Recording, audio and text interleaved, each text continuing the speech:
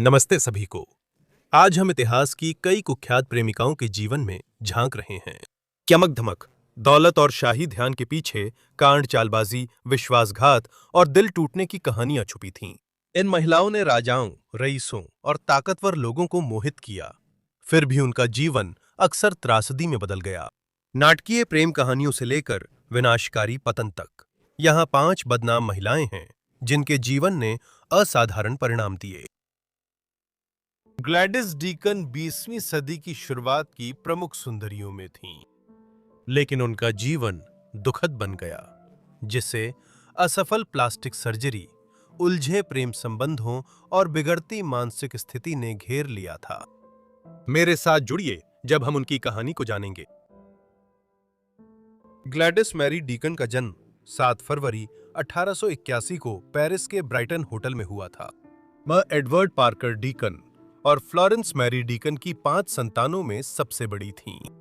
Edward संयुक्त राज्य America के बोस्टन शहर के एक अमीर और कभी बहुत प्रतिष्ठित परिवार से थे। Florence rear admiral Charles Henry Baldwin की बेटी थीं, जो एक नौसेना कमांडर थे और जिन्होंने 1846 से 1848 के मैक्सिकन अमेरिकन युद्ध और 1861 से 1865 के अमेरिकी गृह युद्ध में सेवा की थी। उन्होंने अमेरिका के सबसे बेहतरीन नौसेना कमांडरों में अपनी पहचान बनाई थी। एडवर्ड और फ्लोरेंस ने 1879 के वसंत में शादी की और 2 साल से कम में ग्लैडिस का जन्म हुआ। ग्लैडिस का बचपन माता-पिता के व्यवहार के कारण बहुत उथल-पुथल भरा था।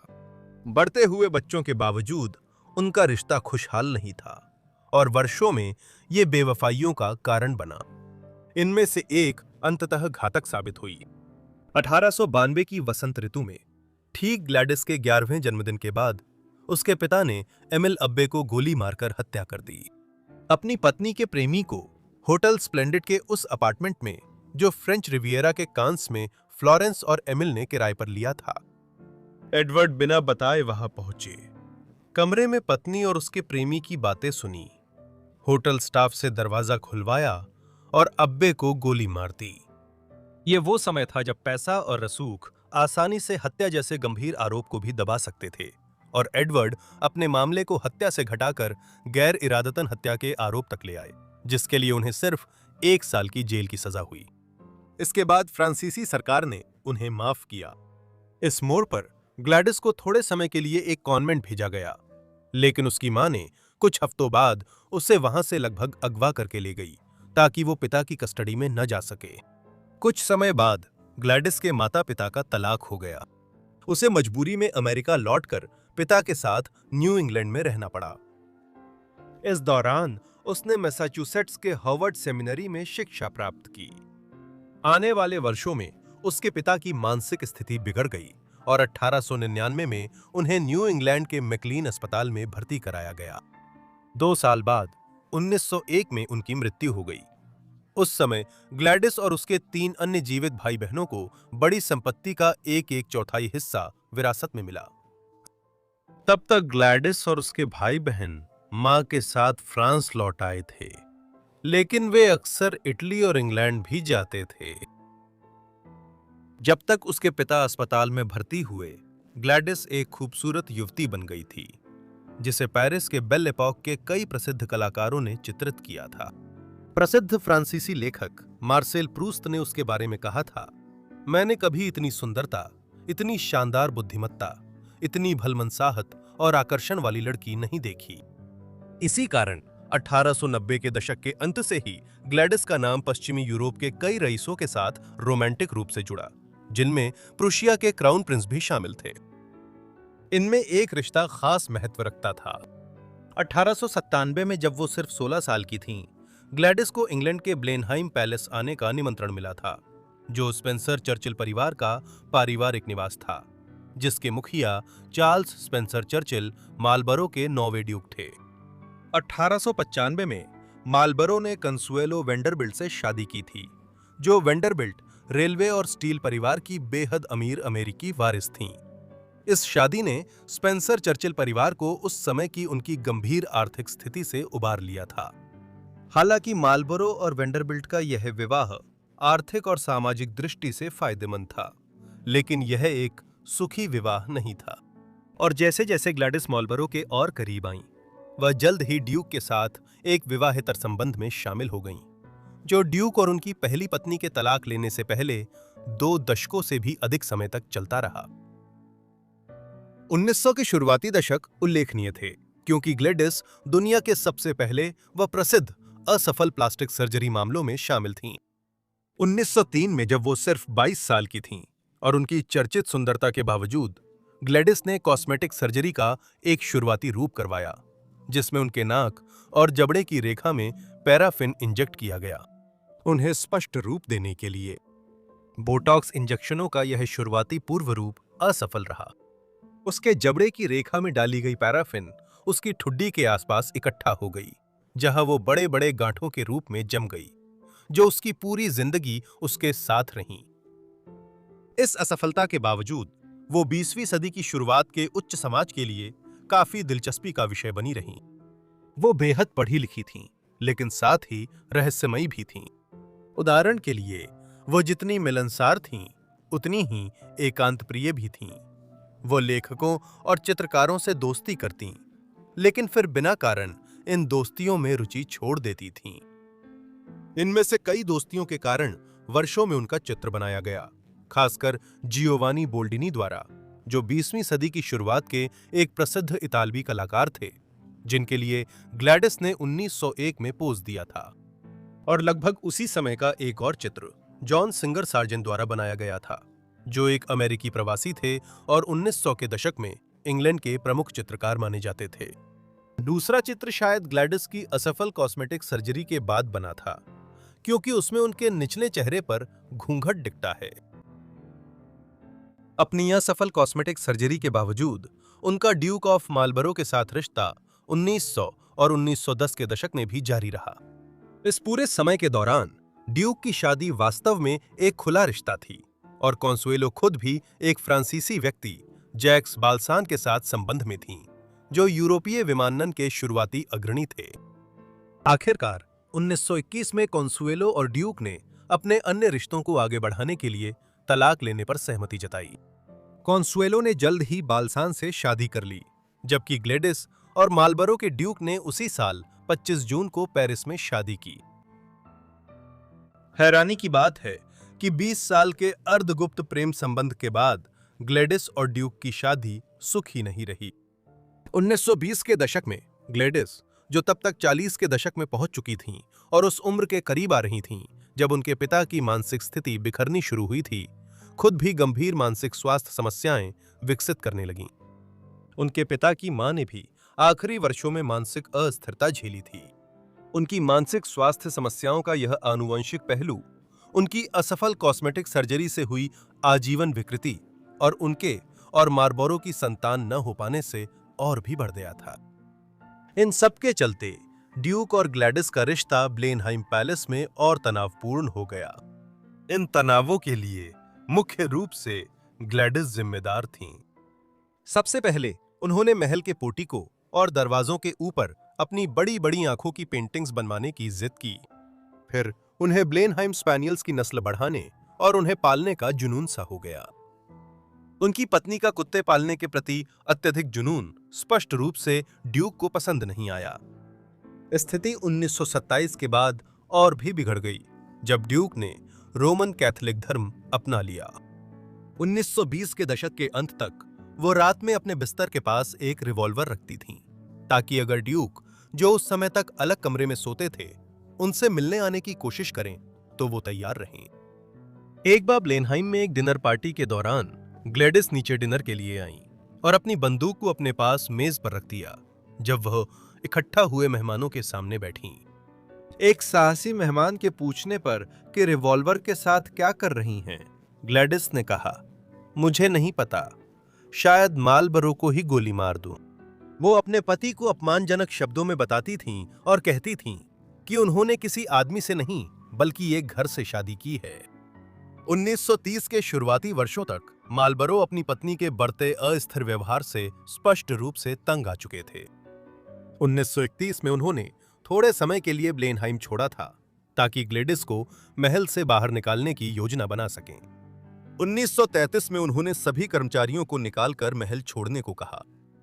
उनकी शादी खत्म हो चुकी थी, लेकिन तलाक नहीं हुआ, क्योंकि मार्लबरो की 1934 की गर्मियों में समय से पहले मृत्यु हो गई, जब तलाक के कागजात दाखिल हो रहे थे। ग्लैडिस के पास मार्लबरो से अलग होने के बाद खुद को आर्थिक रूप से संभालने की क्षमता थी। वो अपने कई कुत्तों के साथ नॉर्थ ऑक्सफोर्डशायर के घर में गईं और फिर वहां और चेकुम, नॉर्थहैम्पटनशायर के ग्रेंज फार्म में अपने दूसरे घर के बीच रहने लगीं। हालांकि उनका व्यवहार और भी खराब होता गया। एक बार जब वो मार्लबरो से अलग हो रही थीं, तो एक पत्रकार ने उनसे संपर्क किया और सवाल पूछा, तो उन्होंने उसके सिर पर पानी की बाल्टी उड़ेल दी। कुल मिलाकर 1930 के दशक के मध्य से ग्लैडिस और भी एकांतवासी हो गईं। वो इतनी अमीर थीं कि खुद को दुनिया से अलग रख सकती थीं और सिर्फ अपने पालतू जानवरों के साथ रह सकती थीं। जीवनीकारों ने 1930 के दशक के मध्य से उनके जानने वालों के अनुसार कहा कि वह धीरे धीरे ज्यादा कट्टरपंथी हो गईं, जो अपनी शुरुआती जिंदगी की यादों से अपना मन बहलाती थीं, जब वो पेरिस, लंदन और रोम के कलात्मक समुदाय और उच्च समाज में रहती थीं। इस दौरान वह मार्सेल प्रूस्त, इंप्रेशनिस्ट चित्रकार क्लोद मोने और मूर्तिकार ऑगस्ट रोदान जैसी हस्तियों को जानती थीं। हालांकि 1950 के दशक तक उनका व्यवहार इतना असामान्य हो गया था कि अधिकारियों के लिए अब उसे नजरअंदाज करना संभव नहीं था। उदाहरण के लिए, वो अक्सर रात के बीच में ऐसे लोगों को फोन कर देती थीं जिन्हें उन्होंने दशकों से नहीं देखा था, या फिर पूरी तरह अजनबियों को भी कॉल कर देती थीं। वो अपने बाग से सेब तोड़ने वाले बच्चों को गोली मारने की धमकी देने के लिए जानी जाती थीं। बाद में समुदाय को चिंता होने लगी कि वो सच में ऐसा कर सकती हैं। इसलिए 1962 में उन्हें सेंट एंड्रयूज मनोरोग अस्पताल में भर्ती कराया गया। वह एक जिज्ञासु मरीज बनी रहीं, राजनीति और समाज की व्यापक दुनिया में रुचि बनाए रखते हुए साथ ही अपनी डायरी भी लिखती रहीं। ये सारी बातें ऐसा दिखाती थीं मानो वो पूरी तरह से होश में थीं, लेकिन उनका व्यवहार उतनी ही तेजी से मुश्किल भी हो सकता था। ग्लैडिस डीकन का आखिरकार 13 अक्टूबर 1977 को 96 वर्ष की उम्र में सेंट एंड्रयूज मनोरोग अस्पताल में निधन हो गया। उन्हें चाकूम, नॉर्थहैम्पटनशायर के चर्च कब्रिस्तान में दफनाया गया। ग्लैडिस की कहानी वर्षों में कई बार सुनाई गई है, खासकर ह्यूगो विकर्स द्वारा लिखी गई जीवनी में और उनके जीवन पर आधारित उपन्यासों जैसे मिशेल गैबल की I will see you in Paris और रॉबिन पेज की डेथ एट ब्लेनहाइम में। आज भी ब्लेनहाइम पैलेस में आगंतुक दरवाजों के ऊपर से चित्रित नेत्रों को घूरते देख सकते हैं और आंगन में पत्थर की स्फिंक्स भी है। 1920 के दशक की शुरुआत में ड्यूक की दूसरी पत्नी के रूप में उनके ब्लेनहाइम आगमन को चिन्हित करने के लिए यह बनवाया गया था, एक शादी जिसमें वादे तो थे लेकिन परिणाम कम। 1904 की गर्मियों में न्यूयॉर्क सिटी में सनसनीखेज घोटाले की चर्चा थी। करोड़पति जॉन प्लैट ने हन्ना एलियास, जो एक रहस्यमयी अतीत वाली एकांत प्रिय अश्वेत महिला थीं, पर $6,85,000 की ब्लैकमेलिंग का आरोप लगाया, जो आज के समय में लगभग $30 मिलियन के बराबर है। इससे हन्ना एलियास शायद अमेरिका की सबसे अमीर और कुख्यात अश्वेत महिला बन गईं। मेरे साथ जुड़िए जब हम उनकी कहानी पर नजर डालेंगे। हन्ना एलियास की सही जन्मतिथि अज्ञात है, लेकिन उनका जन्म 1865 में फिलाडेल्फिया में हुआ था, उसी साल जब अमेरिकी गृहयुद्ध समाप्त हुआ था। उनके पिता चार्ल्स एलियास रसोइया और कैटरर थे, जिनकी शादी मैरी एलियास से हुई थी। चार्ल्स अफ्रीकी, अमेरिकी और मूल अमेरिकी विरासत के मिश्रण से थे और हन्ना की मां मैरी भी काफी गोरी थीं। इसका नतीजा ये हुआ कि हन्ना की त्वचा हल्की थी, जो आगे उनके जीवन में भूमिका निभाएगी। हन्ना बड़े परिवार में पली बढ़ीं। वो अपने माता-पिता की 9 संतानों में एक थीं। वे उस समय शहर के अफ्रीकी अमेरिकियों के लिए सबसे अमीर माने जाने वाले इलाके में रहते थे। हालांकि उनके परिवार का आकार इतना बड़ा था कि चार्ल्स अच्छी कमाई करने के बावजूद भी वे अमीर नहीं थे। फिर भी परिवार का समाज में सम्मान था और वे लगातार सामाजिक आर्थिक सीढ़ी पर ऊपर चढ़ रहे थे। चार्ल्स ने परिवार को फिलाडेल्फिया के प्रमुख अश्वेत व्यवसायियों और वकीलों के इलाके में बड़े घर में शिफ्ट किया। वह और उनके भाई बहन एक सरकारी स्कूल में गए और उन्हें अच्छी शिक्षा मिली। साथ ही हन्ना के पालन पोषण की अधिक जानकारी नहीं है। हन्ना की कहानी असल में तब शुरू होती है जब उनकी बहन हैटी की शादी 1884 में हुई थी। उस समय हन्ना लगभग 19 साल की थीं। शादी से पहले हन्ना ने फिलाडेल्फिया के उत्तरी क्षेत्र की एक अमीर महिला के घर में काम शुरू किया था। बाद में यह पता चला कि अपनी बहन की शादी से पहले हन्ना ने अपने मालिक के वार्डरोब से एक महंगी ड्रेस को उधार लेने का फैसला किया था। हैटी की शादी में कई लोगों ने हन्ना की ड्रेस की भव्यता और सुंदरता की तारीफ की। एक मेहमान ने कहा वह शाम की सबसे आकर्षक महिला थीं। लेकिन बातें यहीं नहीं रुकीं। शायद हन्ना ने इरादा किया था कि वो उस ड्रेस को वहीं वापस रख देगी जहां से उसने ली थी, और उम्मीद की थी कि उसकी हरकतें पूरी तरह से अनदेखी रह जाएंगी। हालांकि कुछ दिन बाद जब वो काम पर वापस नहीं लौटी थी, पुलिस अधिकारी इलियास के घर पहुंचे और हन्ना को गिरफ्तार कर लिया। नियोक्ता ने देखा कि ड्रेस गायब है और समझ गया कि वो हन्ना ही थी जिसने ली थी। उस समय अमेरिका में अफ्रीकी अमेरिकी लोगों को श्वेत व्यक्ति के खिलाफ अपराध के शक में पूरी कानूनी प्रक्रिया का अधिकार नहीं मिलता था। उसी शाम हन्ना को जल्दी से अदालत में पेश किया गया और उसे चोरी का दोषी पाया गया। उन्हें मोयामेंसिंग जेल फिलाडेल्फिया में 4 महीने की सजा मिली। उन्हें 40 महिलाओं के साथ एक हिस्से में बंद किया गया। जेल में बाकी सभी पुरुष थे, जिनमें कई लोग हिंसक और अकल्पनीय अपराधों के लिए वहां थे। वो यहां अपनी सजा के पूरे 4 महीने बिताएंगी और अब उनकी जिंदगी एक अंधेरे मोड़ पर जाने वाली थी। हैना का अपराध से सामना उसकी जिंदगी को बदल गया। जब हैना ने अपनी सजा पूरी की और घर लौटने की कोशिश की, तो उसके पिता ने उसे अब परिवार के बाकी सदस्यों के साथ रहने नहीं दिया। पैसे और रहने की जगह के बिना हैना उत्तर की ओर न्यूयॉर्क चली गई। वहां उसने जल्दी ही अपना गुजारा उसी एक तरीके से करना शुरू कर दिया जो उसे उस वक्त सूझा। वो एक वेश्या बन गई। ये शहर के टेंडरलॉइन इलाके में था, न्यूयॉर्क का वो हिस्सा जहां कई होटल थे और जहां रात में आनंद की तलाश में महिलाएं इकट्ठा होती थीं। यह हन्ना के लिए शुरुआत आसान नहीं थी। वो 1885 में गर्भवती हो गईं और 1986 की शुरुआत में एक बेटी को जन्म दिया, जिसका नाम क्लारा रखा, जिसे उन्होंने गोद देने के लिए दे दिया। कुछ समय बाद उन्हें वेश्यावृत्ति के आरोप में अदालत में पेश किया गया और रूजवेल्ट द्वीप पर 1 महीने की जेल हुई। हैना जल्दी ही बाहर आ गईं और उन्होंने बहुत जल्दी अपने मामलों को संभालने में समझदारी दिखानी शुरू कर दी। अपनी हल्की त्वचा के कारण उन्होंने खुद को क्यूबा की कहना शुरू कर दिया। जल्द ही हैना इतनी कमाने लगीं कि किराए पर जगह लेकर गुजारा कर सकीं। वो कई सालों तक ऐसे ही बढ़ती रहीं। वह इतनी सफल हुईं कि उनके पास अतिरिक्त पैसे आने लगे और उन्होंने कई संपत्तियां खरीदकर किराए पर दीं, जिससे कमाई बढ़ी। इनमें से कई संपत्तियां अपटाउन मैनहट्टन में सेंट्रल पार्क के उत्तर हार्लेम के पास थीं। ये इलाका उस समय तक अफ्रीकी अमेरिकी समुदाय नहीं बना था और कई पुराने न्यूयॉर्क परिवार अब भी वहां रहते थे, जिसे 17वीं सदी में डच बस्ती के रूप में बसाया गया था। हैना अपना समय मैनहट्टन के निवास और एक भव्य बीच हाउस के बीच बांटती थीं, जो उनके पास फार रॉकवे में था, लॉन्ग आइलैंड के अटलांटिक बीच के पास, लेकिन अब भी क्वींसबरो के भीतर। 1900 के शुरुआती वर्षों तक हैना ऐशोआर आरामदायक जीवन जी रही थीं। उनके पास एक नौकरानी, एक बटलर और पूरा घरेलू स्टाफ था। उनकी दौलत को लेकर चर्चा बढ़ रही थी और जल्द ही उनकी संपत्ति की सच्चाई न्यूयॉर्क के सबसे बड़े घोटालों में से एक बनकर फूट पड़ने वाली थी। 1885 में न्यूयॉर्क आने के कुछ ही समय बाद हैना ऐशोआर से जॉन आर प्लैट मिलने आए थे। उस समय वह अपने 60 के दशक में एक संपन्न न्यूयॉर्क व्यापारी थे। 1820 में जन्मे उन्होंने प्लेट ग्लास बेचकर अपनी दौलत बनाई थी।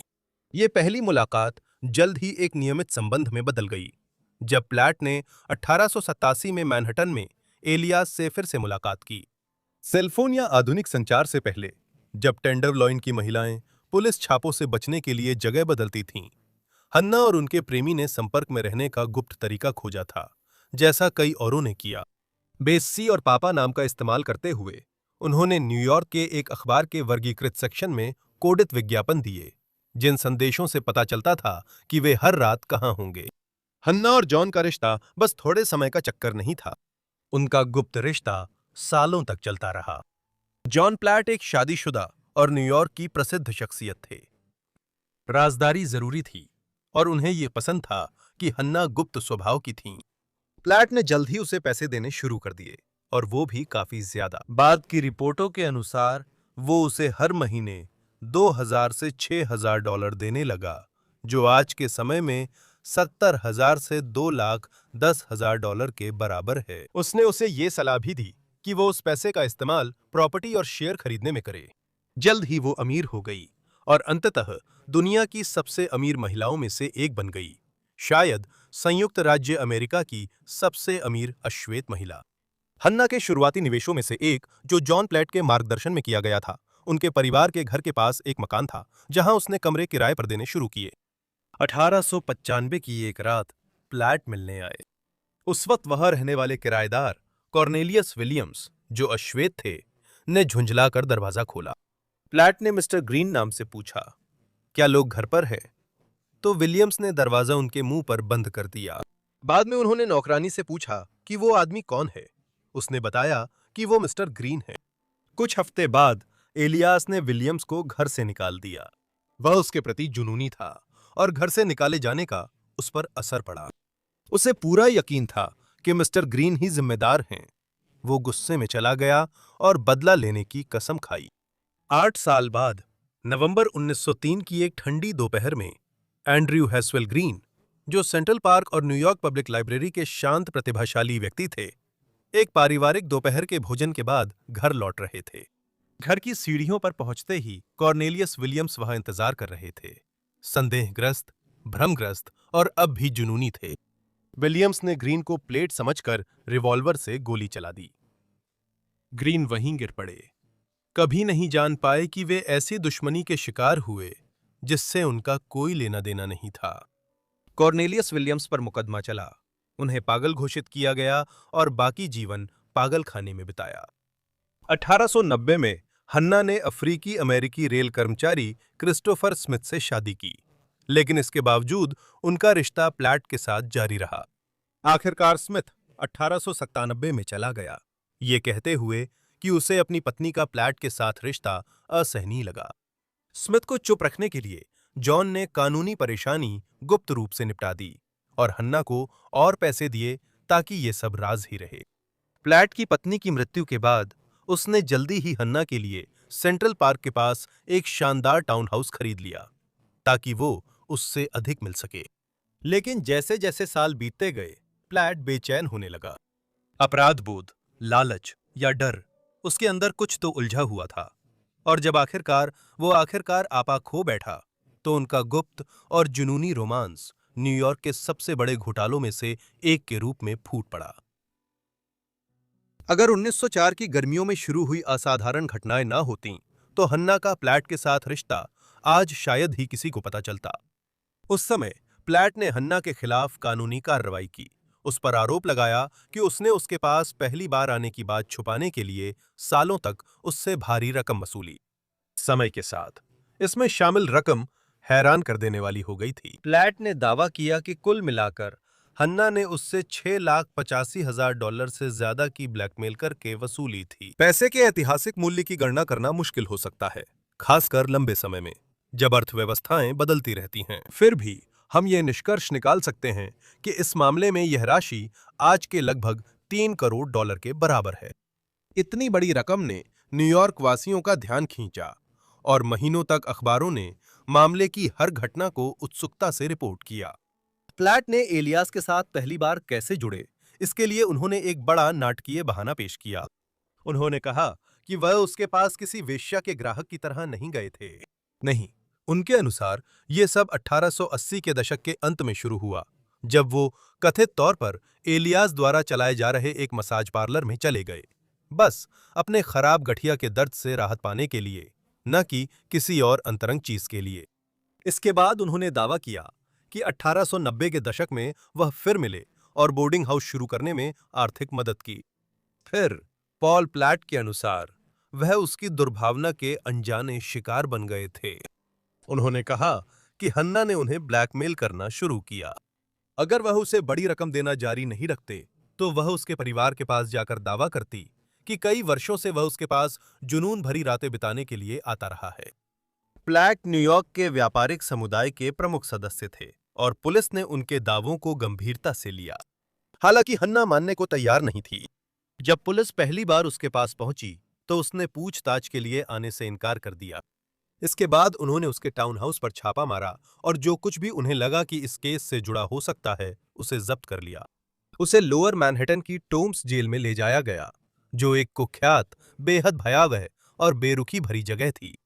हैना ने जेल की ठंडी दीवारों के पीछे कई तनावपूर्ण दिन बिताए, लेकिन फिर एक चौंकाने वाले मोड़ में उसे अचानक रिहा कर दिया गया। जांचकर्ताओं ने निष्कर्ष निकाला कि हैना के खिलाफ ब्लैकमेलिंग का आरोप साबित करने के लिए कोई सबूत नहीं था। चौंकाने वाली रकम के बावजूद ये सामने आया कि प्लैट ने हर साल अपनी मर्जी से पैसे दिए थे। आने वाले हफ्तों में यह साफ हो गया कि प्लैट ने यह मामला सिर्फ आधे मन से शुरू किया था। मुख्य दबाव उसके परिवार से था। जैसे ही पता चला कि उसने दौलत दान कर दी, घबराहट फैल गई। जिसे वे बड़ी विरासत मानते थे, वो लगभग खत्म हो गई थी और वे किसी को दोष देना चाहते थे। जब पुलिस को कोई सबूत नहीं मिला और प्लैट ने आरोप वापस ले लिए, तो उसके परिवार ने मामला अपने हाथ में ले लिया और पैसे वापस पाने के लिए हन्ना को सिविल कोर्ट में घसीट लिया। लेकिन पहले की तरह उन्हें फिर से कुछ नहीं मिला। 1905 की शुरुआत तक ये कहानी ठंडी पड़ने लगी और हन्ना को बरी कर दिया गया। पूरा मामला एक अजीब घटना थी जिसने 20वीं सदी की शुरुआत में न्यूयॉर्क की नस्ली राजनीति को उजागर किया। उदाहरण के लिए, जब अखबारों ने इस मामले की खबर दी तो वे मामले से ज्यादा हन्ना की नस्ली पृष्ठभूमि में रुचि रखते थे और कुछ ने उन्हें विदेशी मूल की महिला बताया। 1900 के दशक के मध्य में यूरोपीय प्रवास का न्यूयॉर्क में चरम था और एक विदेशी वेश्या द्वारा एक असहाय 80 वर्षीय बुजुर्ग को ठगने की सनसनीखेज सुर्खियां आग की तरह फैल गईं।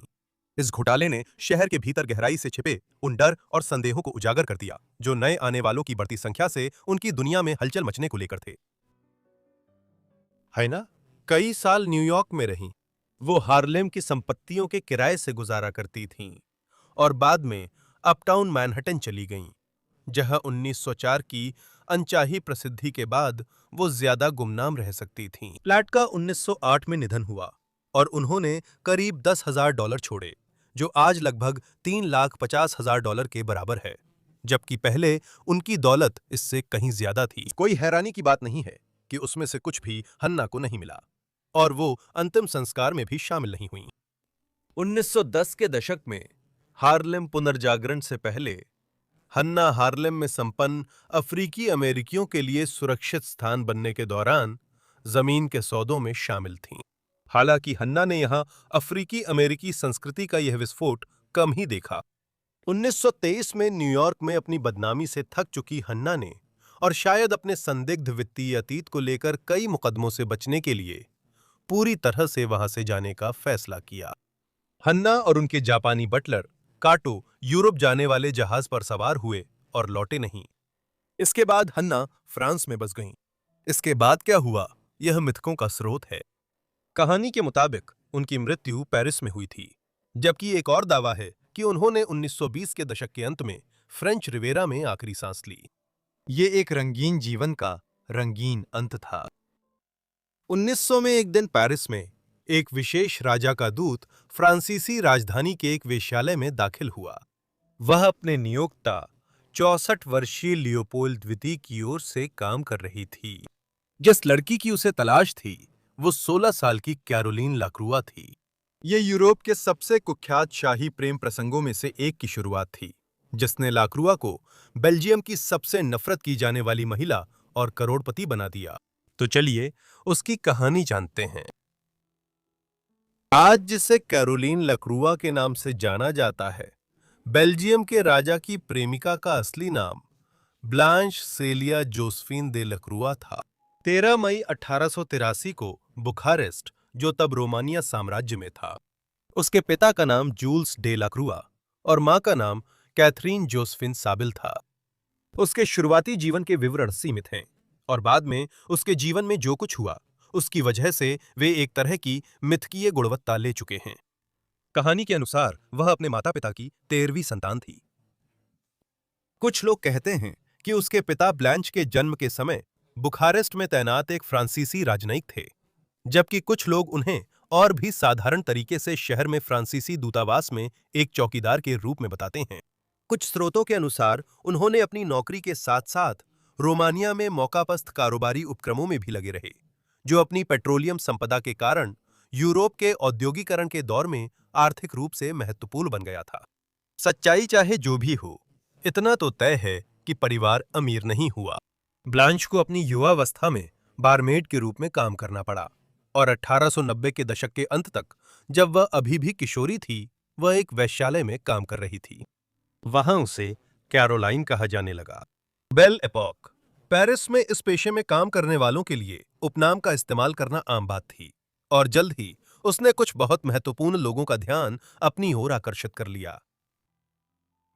स्पष्ट रूप से 1900 तक कैरोलाइन ने एक पहचान बना ली थी, जब वो अपने 17वें जन्मदिन के करीब थी। और ठीक इसी समय के आसपास लियोपोल्ड द्वितीय, जो 1865 से बेल्जियम के राजा थे, फ्रांसीसी राजधानी का दौरा कर रहे थे। उस समय कैरोलाइन एंटोनी इमैनुअल ड्यूरियोट की प्रेमिका थीं, जो उनसे 18 साल बड़े एक पूर्व फ्रांसीसी सैन्य अधिकारी थे। ड्यूरियोट वही भूमिका निभाते थे जिसे आज हम दलाल कहते हैं, यानी वो कैरोलाइन की अमीर ग्राहकों से मुलाकात करवाते थे। वे दोनों अजीब जोड़ी थे। ड्यूरियोट को जुए की लत थी और कैरोलाइन के कमाने के बावजूद एलिसी पैलेस में रहते हुए दोनों हमेशा बिल चुकाने में पीछे रहते थे। इसी समय लियोपोल्ड फ्रांस आए हुए थे और उन्होंने कैरोलाइन लैक्रोइक्स के बारे में सुना।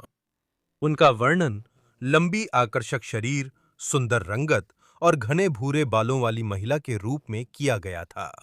रुचि होने पर उन्होंने एक कर्मचारी को एलिसी पैलेस भेजा, जहां महिला ने कहा, मैडम, मुझे एक सज्जन ने आपके पास भेजा है जिन्होंने आपको देखा। वह बहुत उच्च पद पर है, लेकिन उनका ओहदा मुझे उनका नाम बताने से रोकता है। अगले दिन लियोपोल्ड से मुलाकात तय हुई। कैरोलाइन की आत्मकथा के अनुसार, जिसे उन्होंने कई दशक बाद प्रकाशित किया, वह तुरंत लियोपोल्ड की प्रेमिका बन गईं, क्योंकि लियोपोल्ड ने उन्हें अपने साथ ऑस्ट्रिया चलने के लिए आमंत्रित किया। पहली मुलाकात के बाद समझौता हुआ, जिसमें ड्यूरियोट को पैसे देकर अलग कर दिया गया। इस रिश्ते की खबर बाहर आते ही लियोपोल्ड और देलाक्रुआ का संबंध सार्वजनिक घोटाला बन गया। हालांकि उनकी कई प्रेमिकाएं थीं, जिससे उन्हें बेल्जियम के राजा और सुंदर महिलाओं के राजा कहा जाता था, पर कैरोलिन के साथ उनका रिश्ता सबसे अलग था। शुरुआत में वह एक गर्वीली, तेज मिजाज, कम पढ़ी लिखी साधारण घराने की महिला थीं, जिन्होंने वेश्या के रूप में काम किया, जबकि वह उनसे लगभग आधी सदी बड़े थे। लियोपोल्ड अभी भी अपनी दुखी पत्नी मैरी हेनरिएटे ऑफ ऑस्ट्रिया से विवाहित थे, जिनसे उनके 4 बच्चे थे। 3 बेटियां जीवित थीं और एक बेटा बचपन में मर गया था। मैरी हेनरिएटे की मृत्यु सितंबर 1902 में हुई थी, लेकिन इसके 2.5 साल पहले तक राजा अपनी किशोर प्रेमिका से मिलते समय विवाहित थे। रानी की मृत्यु से पहले भी कैरोलिन का लियोपोल्ड के जीवन में स्थान छुपाना मुश्किल होता जा रहा था। वो उसे आमतौर पर नकली नाम से यात्रा करवाते थे, लेकिन 1901 में उसे क्वीन विक्टोरिया के अंतिम संस्कार में साथ ले गए। इस कदम से यूरोपीय दरबारों और ब्रुसेल्स में हलचल मच गई। जब अगले साल उनकी अपनी रानी का निधन हो गया, तो आखिरी बंधन भी टूट गए और कैरोलिन की स्थिति को और अधिक खुले तौर पर स्वीकार किया जाने लगा। विडंबना यह है कि अपनी प्रेमिका का इस तरह खुलेआम प्रदर्शन करने से लियोपोल्ड की लोकप्रियता अपने देश में उतनी ही कम हो गई, जितनी कि कांगो में किए गए उसके क्रूर अपराधों से भी नहीं हुई थी, जैसा कि हम जल्द ही देखेंगे। आखिरकार दोनों ने साथ में 2 बच्चों को जन्म दिया। फरवरी 1906 में एक बेटे लुसियन फिलिप का जन्म हुआ। अक्टूबर 1907 में दूसरा बेटा हुआ, जिसका नाम फिलिप हेनरी रखा गया। 2 बेटों के जन्म ने रिश्ते को और भी जटिल बना दिया। हालांकि ये बेटे शादी के बाहर पैदा हुए थे, लियोपोल्ड की पहली पत्नी से उनका इकलौता बेटा बचपन में ही मर गया था। बेल्जियम कानून के अनुसार महिलाएं सिंहासन की उत्तराधिकारी नहीं बन सकती थीं। वह लैक्रोइक्स से हुए अपने बेटों को मान्यता देने पर विचार कर रहे थे, ताकि उनके बच्चों में से कोई एक उनका उत्तराधिकारी बन सके। आखिरकार उन्होंने ऐसा नहीं किया और 1909 में मृत्यु के बाद उत्तराधिकार उनके भतीजे अल्बर्ट को मिला। पत्नी की मृत्यु के बाद के वर्षों में लगातार अफवाहें रहीं कि लियोपोल्ड ने कैरोलीन से गुप्त रूप से शादी कर ली थी। यह रिश्ता अपने आप में ही कांड माना जाता, भले ही वो उनसे लगभग आधी सदी छोटी और पूर्वगणिका न होती। ऐसा था क्योंकि ऐसे संबंध को मॉर्गनैटिक विवाह कहा जाता था, जो असमान सामाजिक स्तर के बीच होता है। हालांकि आधुनिक युग में ऐसे विवाह व्यापक रूप से स्वीकार किए जाने लगे। 20वीं सदी के मध्य तक शाही जीवन साथियों से अपेक्षा की जाती थी कि वे दूसरे शाही घरानों या सर्वोच्च कुलीन वर्ग से हों। इससे कम किसी भी चीज को वंश परंपरा का उल्लंघन माना जाता था और आमतौर पर इसका कड़ा विरोध होता था। 1906 में अफवाहें तब बढ़ीं जब दुनिया भर के अखबारों ने छापा कि लियोपोल्ड ने कैरोलिन से शादी कर ली है।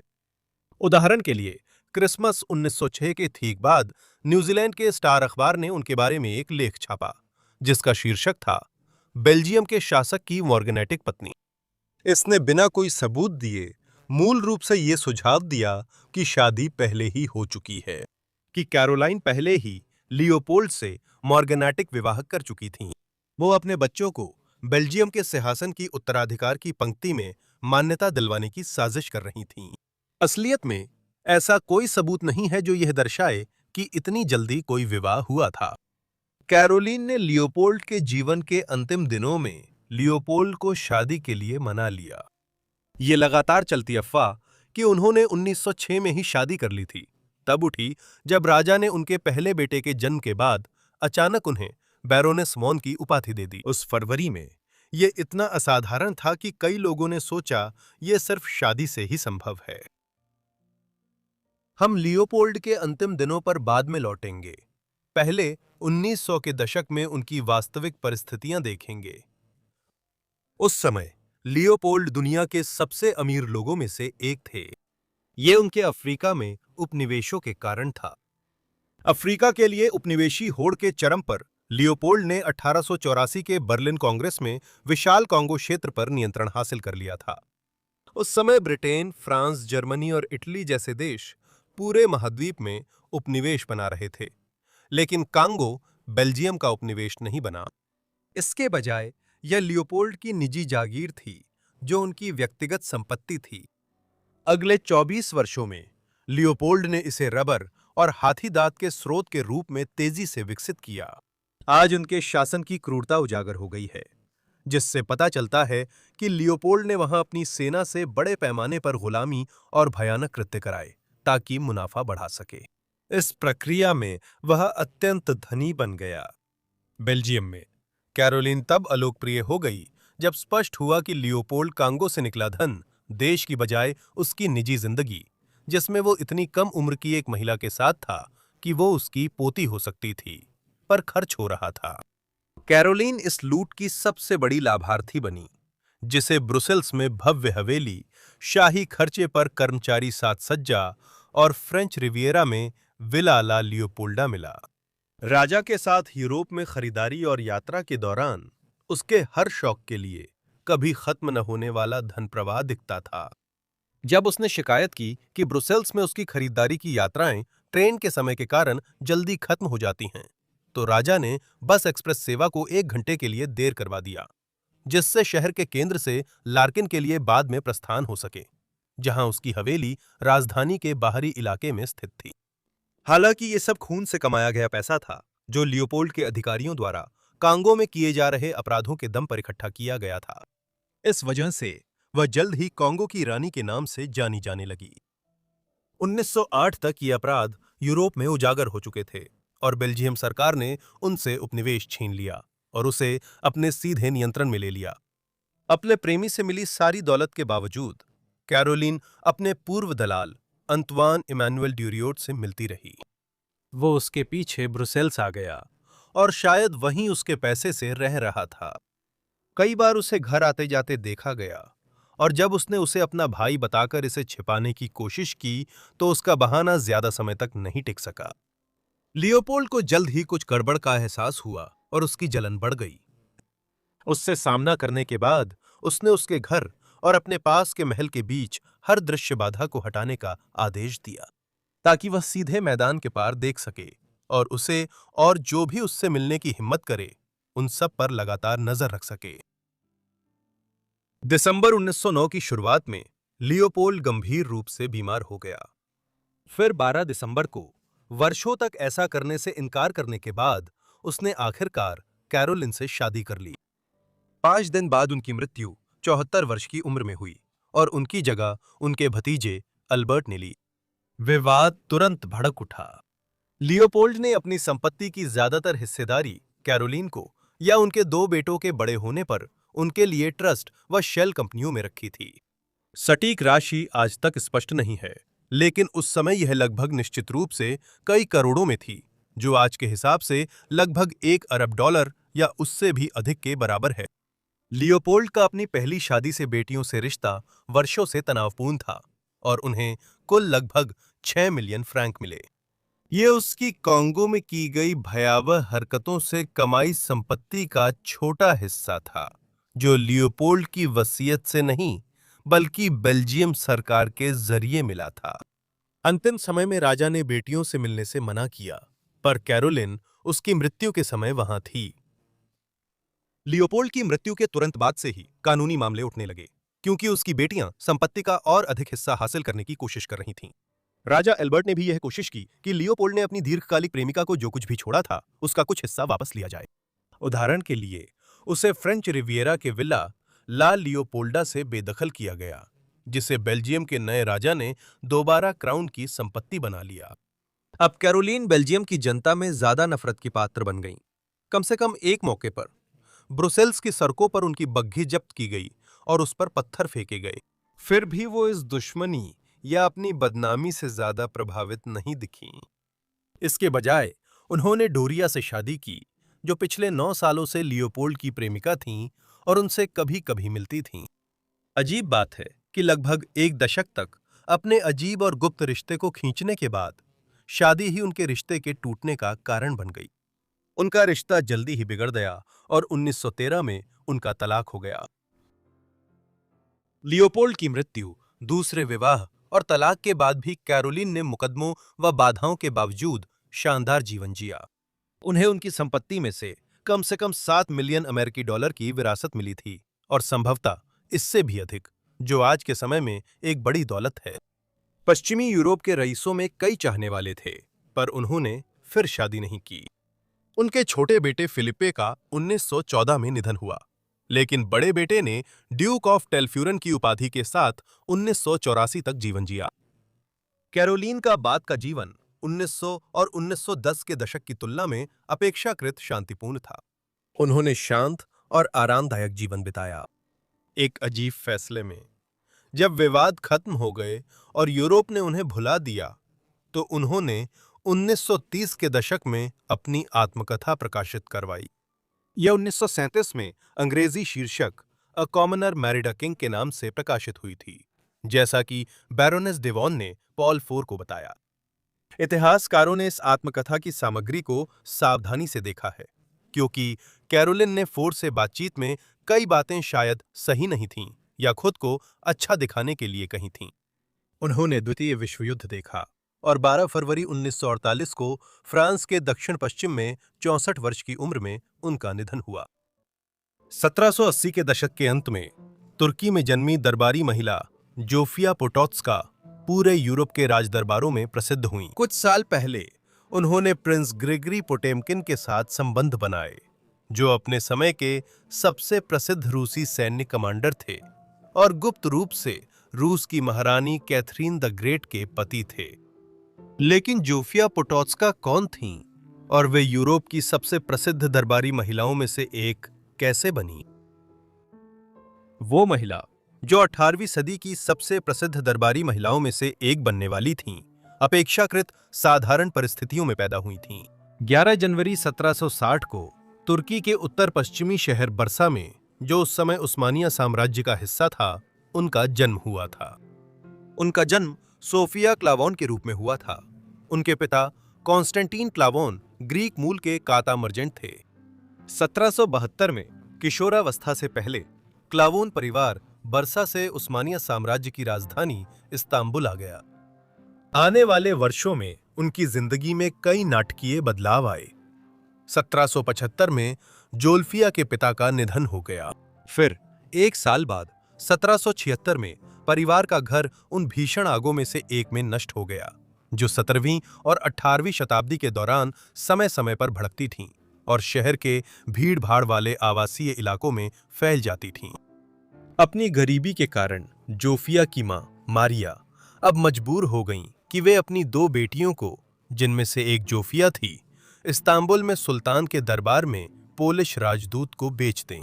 कारोल बोस्कैम्प लासोपोल्स्की डच मूल के एक राजनयिक जो पोलिश लिथुआनियाई राष्ट्रमंडल की सेवा में थे। राजदूत महिलाओं को वारसो में पोलैंड के राजा स्टैनिस्लॉस द्वितीय ऑगस्टस के दरबार में भेजने के लिए प्रसिद्ध था। अब बोस्कैम्प ने जोफिया और उसकी बहन को अस्थायी रूप से अपने संरक्षण में लिया।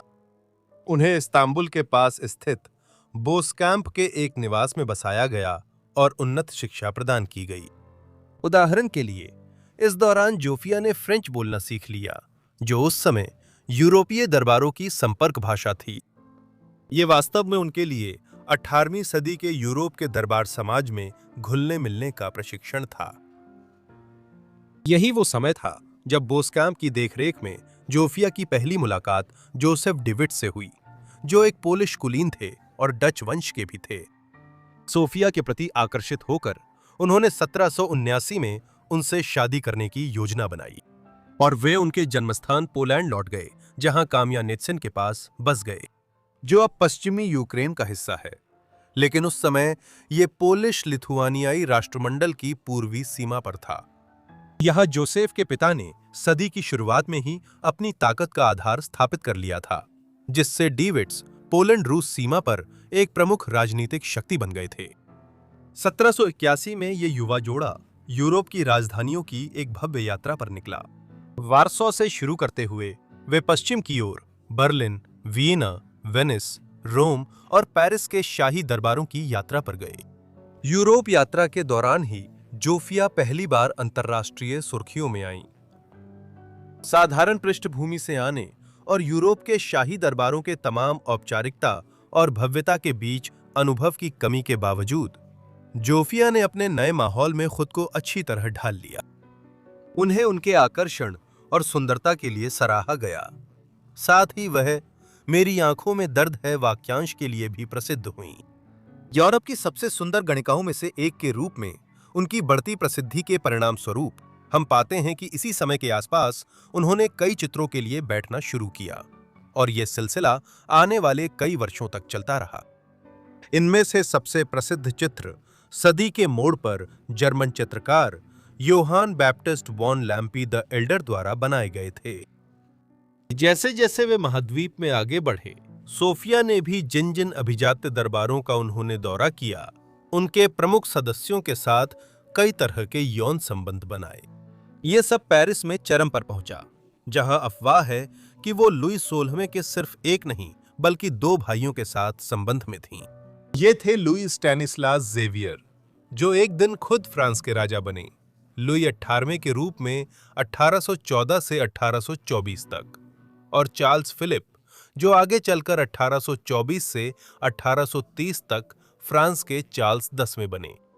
इन संबंधों से सोफिया और उनके पति के बीच कितनी अशांति हुई, यह स्पष्ट नहीं है। हालांकि जोसेफ को अपनी पत्नी के लगातार अफेयर्स के बारे में जरूर पता रहा होगा, क्योंकि 1780 के दशक से लेकर 1790 के दशक तक उनकी संख्या काफी थी।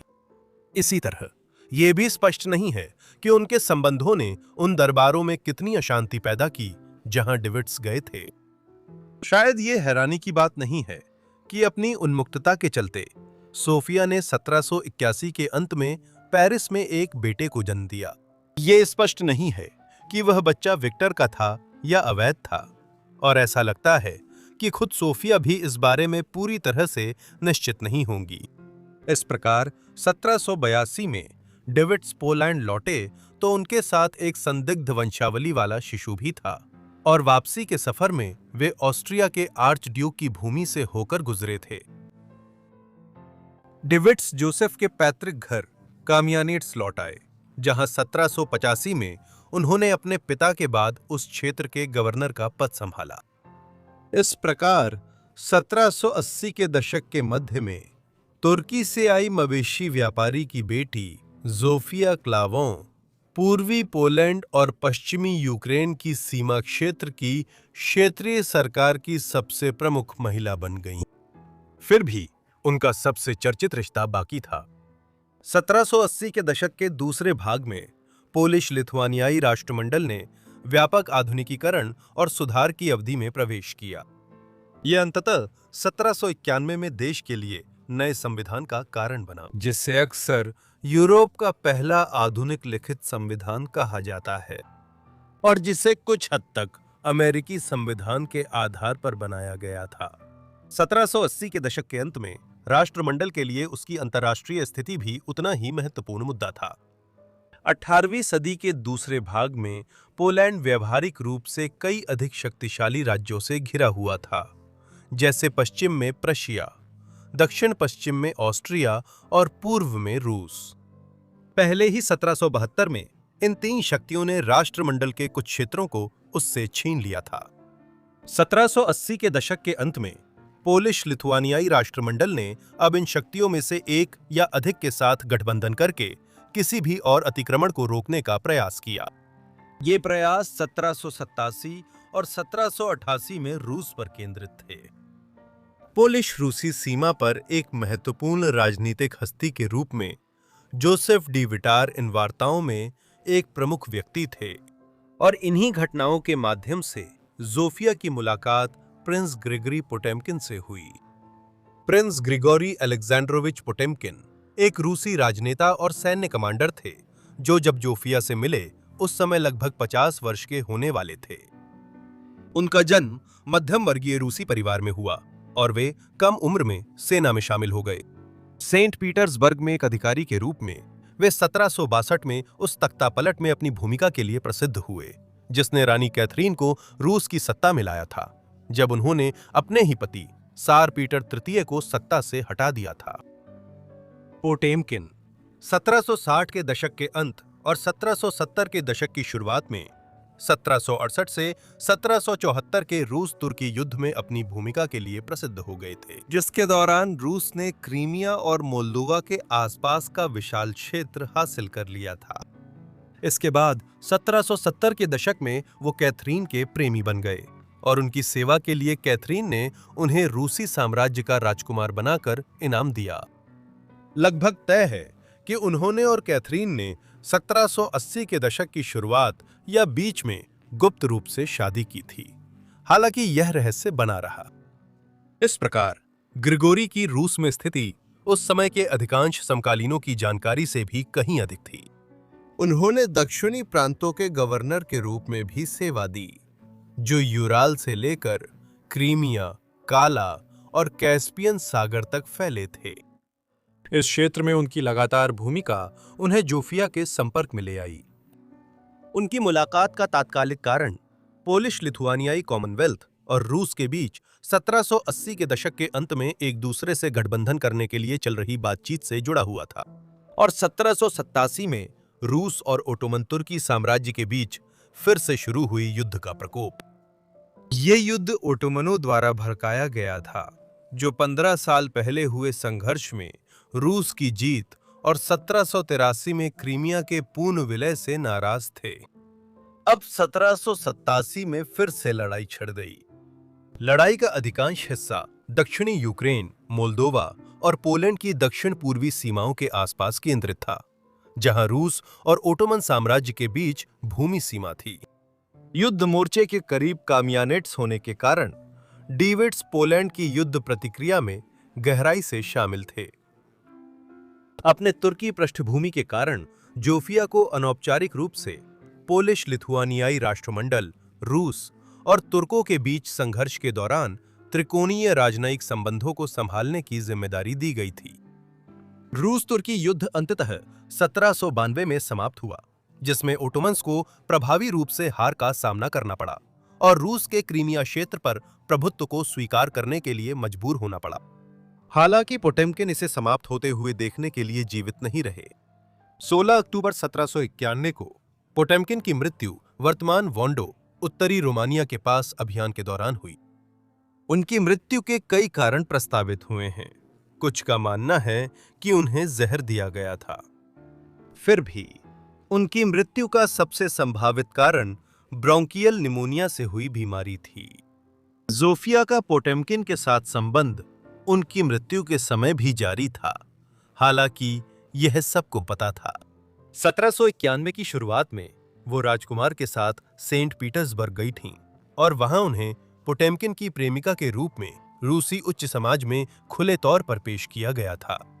उनकी मृत्यु के बाद ज़ोफिया ने रूसी समाज से दूरी बना ली और फिर से पोलैंड में बस गईं।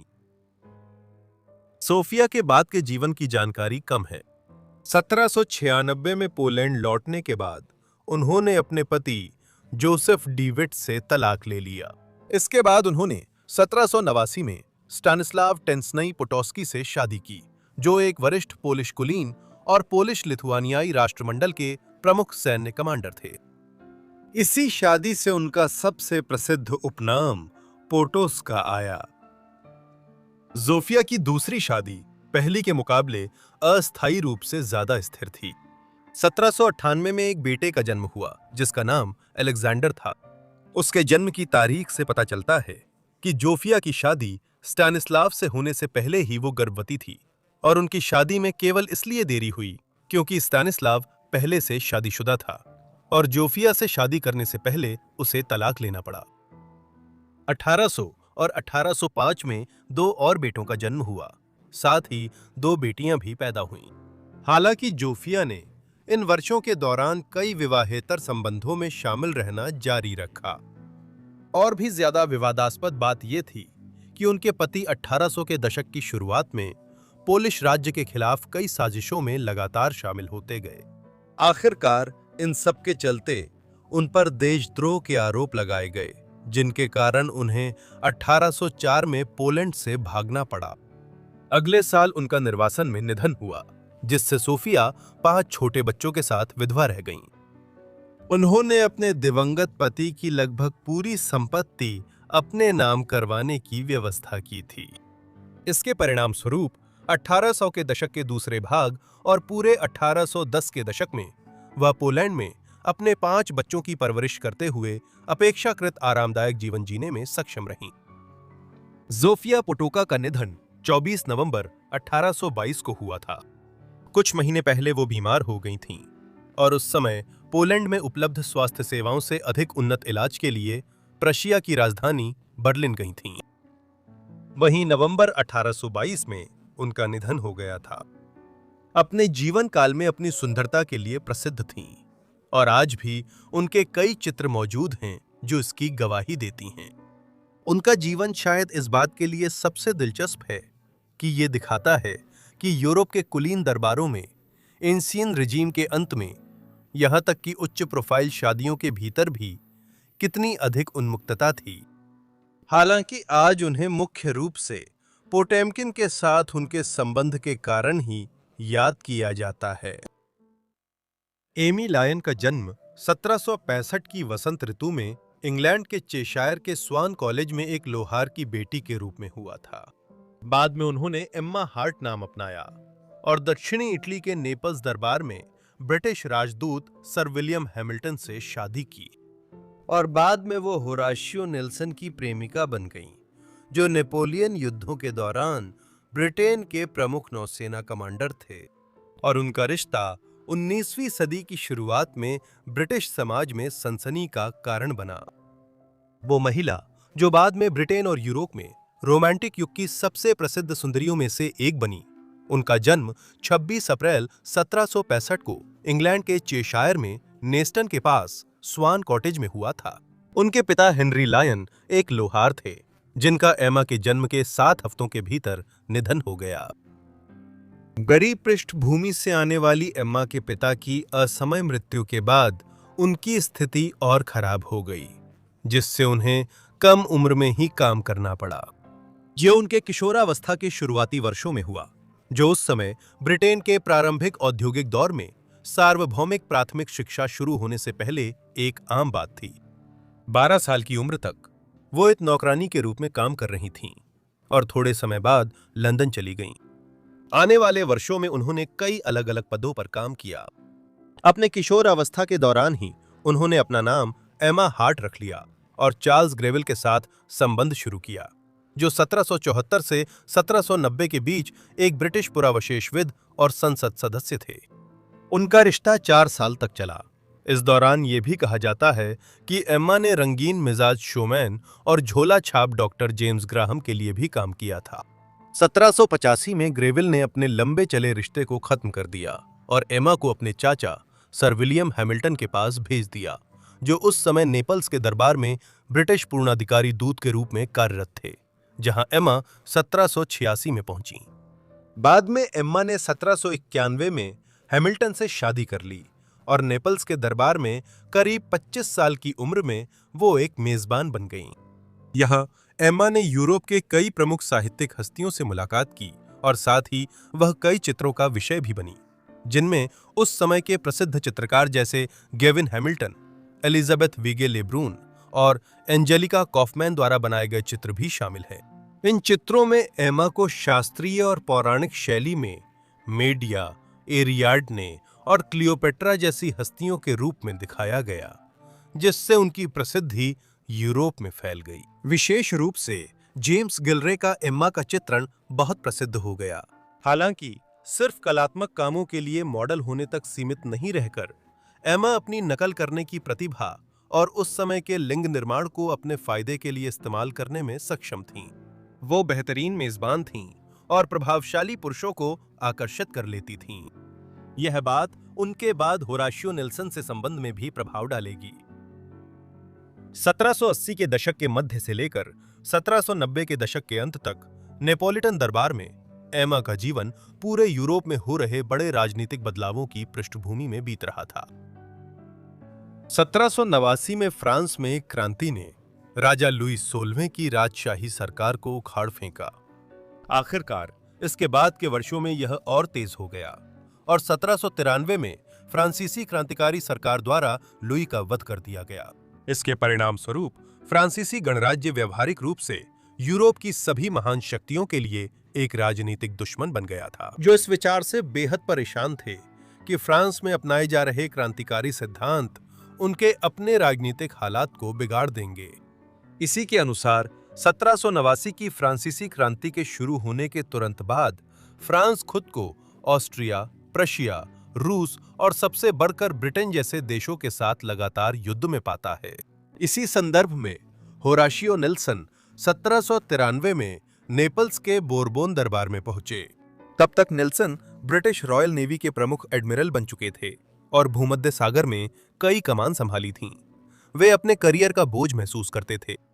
नेपल्स पहुंचने से ठीक पहले कोर्सिका के पास एक मुठभेड़ के दौरान उनकी एक आंख की रोशनी चली गई थी। समुद्री क्षेत्रों में कुशल नेता के रूप में 1793 की शरद में नेल्सन का कार्य फ्रांस और यूरोपीय शक्तियों के संघर्ष के लिए अतिरिक्त सैनिक जुटाना था। यह तो केवल उस व्यापक भूमध्य सागरीय अभियान की एक शुरुआती घटना थी।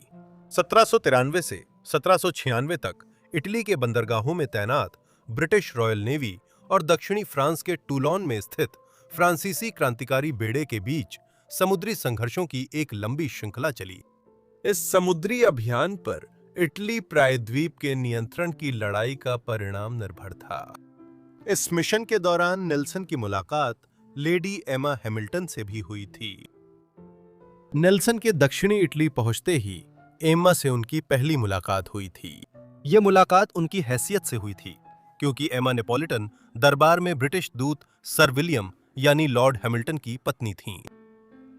एम्मा न केवल शादीशुदा थीं, बल्कि नेल्सन भी शादीशुदा थे, जिन्होंने 1787 में फैनी निस्बेट से विवाह किया था।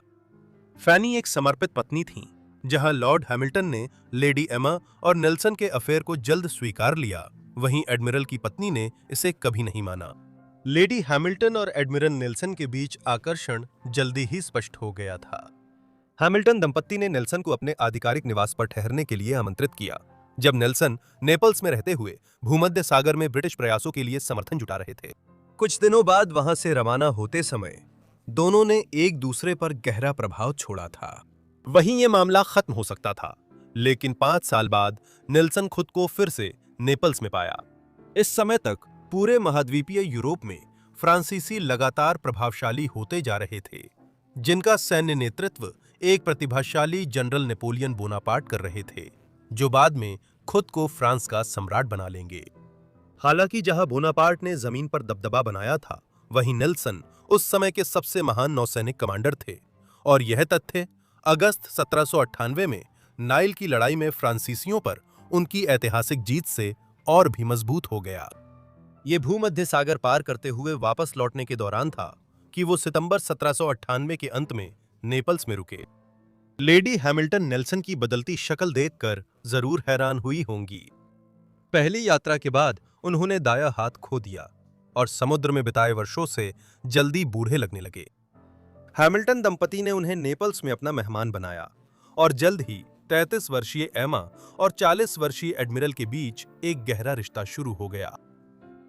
लॉर्ड हैमिल्टन ने शायद कई कारणों से जो पूरी तरह स्पष्ट नहीं हैं, अपनी पत्नी की उनके घर के मेहमान के साथ बेवफाई पर आंखें मूंद लेने का फैसला किया।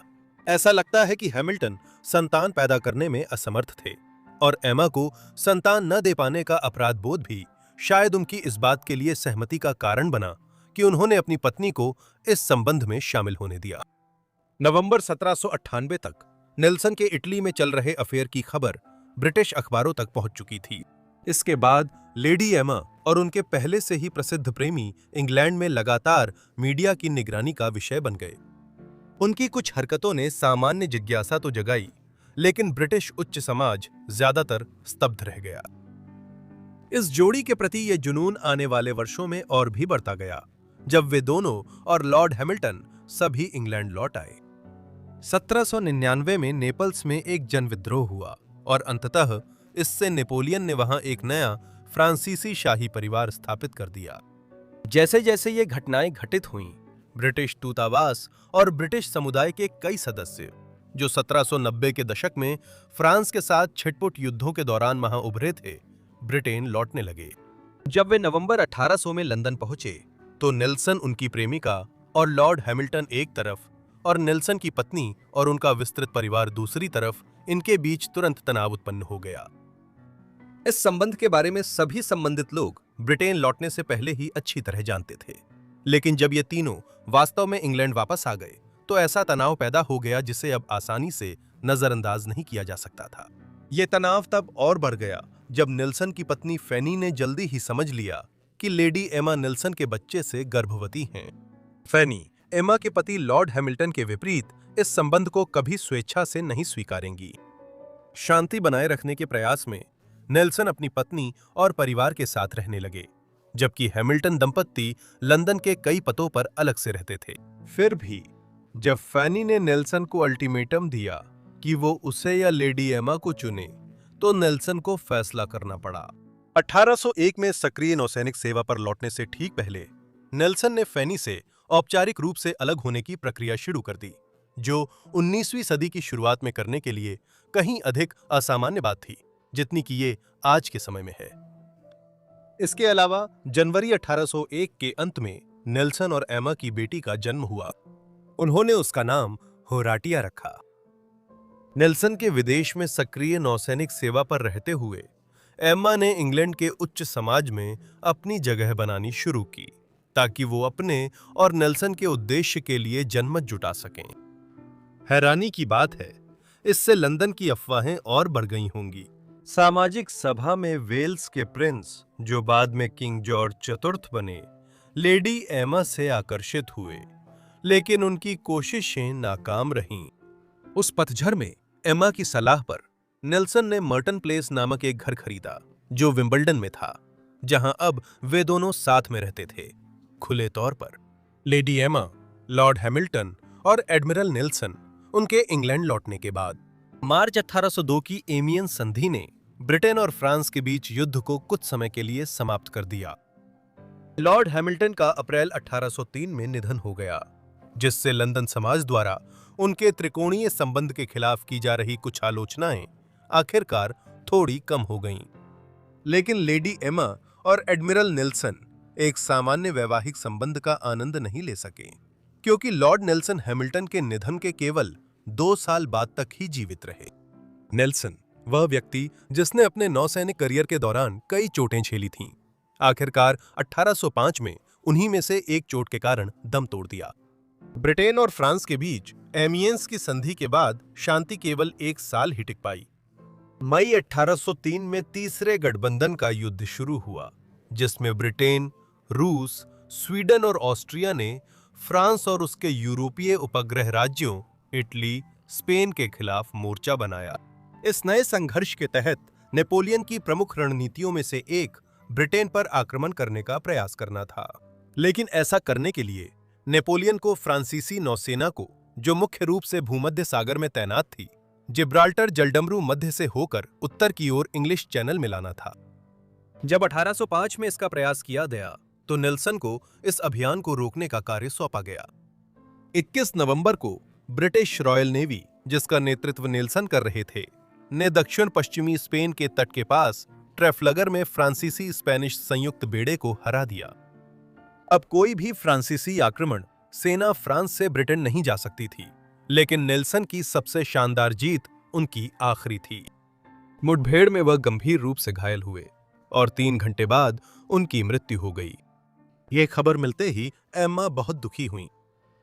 वो कई हफ्ते दुख में बिस्तर पर रहीं, लेकिन अंत में नेल्सन की वसीयत का मामला सामने आया, जिसे सुलझाना था। ब्रिटिश सरकार लेडी एमा को जहां तक संभव हो बाहर रखने के लिए प्रतिबद्ध थी। एडमिरल की संपत्ति के बंटवारे में नेल्सन की इच्छा के बावजूद कि जमीन और संपत्ति एम्मा व परिवार में बराबर बांटी जाए, इसे अनदेखा कर दिया गया। एम्मा को 2000 पाउंड की राशि, मर्टन में एक घर और 500 पाउंड की वार्षिक पेंशन मिली, लेकिन मर्टन की देखभाल का खर्च इस वार्षिक पेंशन से कहीं ज्यादा था, इसलिए वो जल्दी ही आर्थिक संकट में आ गईं। इसके अलावा 500 पाउंड की वार्षिक पेंशन ने नेल्सन के परिवार के साथ एक और कानूनी लड़ाई का रूप ले लिया। नतीजतन 1808 तक वो 15,000 पाउंड से भी ज्यादा कर्ज में डूब चुकी थीं और मर्टन को बेचने की कोशिशें नाकाम रहीं। पूरे घटनाक्रम का अंत 1812 में हुआ, जब लेडी हैमिल्टन को अपने भारी कर्ज की अदायगी न कर पाने के कारण थोड़े समय के लिए जेल में डाल दिया गया। आगामी वर्षों में स्वास्थ्य समस्याएं जारी रहीं। आखिरकार दोस्तों द्वारा कुछ पैसे जुटाए गए, जिससे लेडी एमा और उनकी बेटी होरेशिया फ्रांस के कैलस भागने में सफल हो सकीं। फिर भी वो यहां सिर्फ 1 साल बाद ही 49 वर्ष की उम्र में अपनी बाद की जिंदगी में शराब की लत और मोटापे का शिकार होकर चल बसीं। यह उस महिला का दुखद अंत था जो अपनी सुंदरता के चित्रों के लिए पूरे यूरोप में प्रसिद्ध थी। फिर भी उन्हें आज भी अच्छी तरह याद किया जाता है, क्योंकि 20वीं सदी के दौरान उन पर कई किताबें, गाने और फिल्में बनी हैं। इनमें सबसे उल्लेखनीय हैं 1973 की film the quest for the nation, जिसमें ग्लेंडा जैक्सन और पीटर फिंच ने अभिनय किया था, और सुसान सोंटैग का 1992 का उपन्यास the volcano lover a romance. आप सभी का धन्यवाद जिन्होंने रहस्यों पर यह वीडियो देखा। उम्मीद है आपको पसंद आया। कमेंट्स में बताएं आपको लाइव कैसा लगा। अगर आपके पास सुझाव हो तो कमेंट्स में बताएं। क्या आप ज्यादा संकलन चाहते हैं या इसे महीने में सिर्फ एक बार रखना पसंद करेंगे? खैर, नीचे कमेंट्स में जरूर बताएं, और मुझे उम्मीद है कि आप सभी ने चैनल सब्सक्राइब कर लिया है और नोटिफिकेशन भी ऑन कर रखा है, ताकि जैसे ही मैं वीडियो अपलोड करूं आपको तुरंत मिल जाए। मेरी तरफ से इतना ही। अगली फॉरगॉटन लाइव्स में मिलते हैं। धन्यवाद।